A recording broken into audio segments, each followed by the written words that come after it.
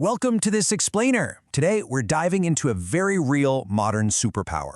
No, it doesn't involve flying or X-ray vision, but it does involve massively upgrading your well-being, your career, and honestly, your personal freedom. We are talking about media and information literacy. We live in a world absolutely overflowing with noise, and navigating all that isn't just about surviving the daily doom scroll, it's really about mastering it so you can become a truly empowered citizen. But before we get into the nitty-gritty, I want you to ask yourself a super crucial question. When you're scrolling your feeds or watching a broadcast, are you truly navigating that noise? Or are you kind of just absorbing whatever the algorithm decides to feed you? It's a vital question to think about because your answer totally dictates who is actually in control of your daily choices. So, being media and information literate, it isn't just some boring academic requirement you need to pass a class. It's actually a tangible, everyday toolkit. It fundamentally rewires how you think critically, completely transforming you from just a passive consumer into an active, discerning participant. And that shift gives you some very distinct, real-world advantages. Okay, let's take a quick look at our agenda for today. We'll be covering how this toolkit acts as a life hack across 5 key arenas: upgrading your daily life, navigating politics and propaganda, unlocking economic opportunities, lifelong digital learning, and finally, shaping the media future. Let's jump right in with Section 1, Upgrading Your Daily Life. We'll look at making better choices in health, wealth, and work. Think about your day-to-day quality of life for a second. Media literacy is basically the shield standing between you and bad decisions. Armed with it, you can accurately discern facts. That means you can research medical advice safely, evaluate your investments wisely, and stay highly competitive in your career. But without it, well, you risk falling for everyday misinformation, making really poor financial choices, and even struggling with communication at work. Honestly, the contrast couldn't be sharper. Moving on to Section 2, Navigating Politics and Propaganda. This is all about becoming the impartial and informed citizen. Now, I want to be super clear here. Political media literacy is absolutely not about taking a side. It's strictly about the objective process of critically evaluating messages. We live in an age where digital narratives get distorted so easily, right? Well, this skill gives you the crucial ability to distinguish factual information from outright misinformation or propaganda, completely independent of any political bias. It's just about finding the truth. And what does that actually look like in practice?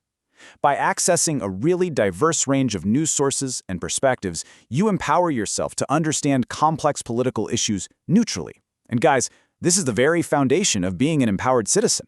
You're not just out there echoing someone else's talking points, you are formulating your own genuinely informed opinions. This lets you participate constructively in debates, engage effectively with elected officials, and advocate for transparency and democratic processes. Understanding how media shapes public opinion is literally what keeps a democracy healthy and functional.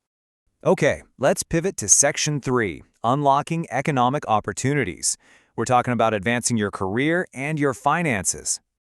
Let's face it, employers today don't just want workers, they want analytical thinkers. Media literacy is a total game changer here because it allows you to analyze market trends and really decode consumer behavior online, which makes you a massive strategic asset. It keeps your finger directly on the pulse of job market changes and skill requirements so you can adapt quickly. Or, if you're feeling a bit entrepreneurial, these exact same digital skills equip you to launch and explore your own ventures. But it goes way beyond the 9-to-5. This literacy is essentially your personal financial bodyguard. Think about it. Blindly scrolling past financial news is one thing, but actually interpreting those economic principles is quite another. When you can correctly evaluate financial news, you ensure that you can confidently make smart decisions, wisely manage your personal finances and investments, and ultimately build some serious, long-term economic resilience. That brings us to Section 4, Lifelong Digital Learning. This is all about adapting to the information-driven economy. A truly literate citizen treats their mind kind of like software that constantly needs updating. You become equipped to dive into massive amounts of information, conduct in-depth digital research, and effectively synthesize totally diverse perspectives. Whether you're engaging with online courses and tutorials, utilizing immersive virtual simulations, sharing your knowledge on collaborative forums, or just communicating globally via video conferencing, you are actively building a personal culture of continuous learning. And in today's economy, that adaptability is for sure your ultimate currency. Finally, we've reached Section 5, Shaping the Media Future. Let's look at the Community Symposium output. So imagine taking this entire toolkit we've been talking about and turning it outward by actually hosting a community event like a symposium on the future of media. By organizing interactive workshops and exhibits, you actively shape the media landscape right in your own backyard. You get to guide your peers through massive, impactful topics, things like media codes and conventions, intellectual property and ethics, the political economy of media, and even future media innovations. It's an incredible way to amplify the impact of media literacy across your entire community. But of course, a true leader doesn't just host an event and walk away. Wrapping up this kind of community output requires a really thoughtful reflection on the learning experience itself. Synthesizing the specific challenges you faced and measuring the actual impact the symposium had on the community is what truly cements your new skills. It totally solidifies your role as a proactive, literate citizen. We've seen how this modern toolkit can drastically improve your health, your wealth, your career, and the community around you. So I want to leave you with this one final challenge. How will you change your media consumption today to upgrade your life tomorrow? The very next time you open an app on your phone or read a flashy headline, are you just going to be a passive consumer, or are you going to use your superpower? Thanks so much for joining me on this explainer. Keep questioning, keep learning, and we'll see you next time.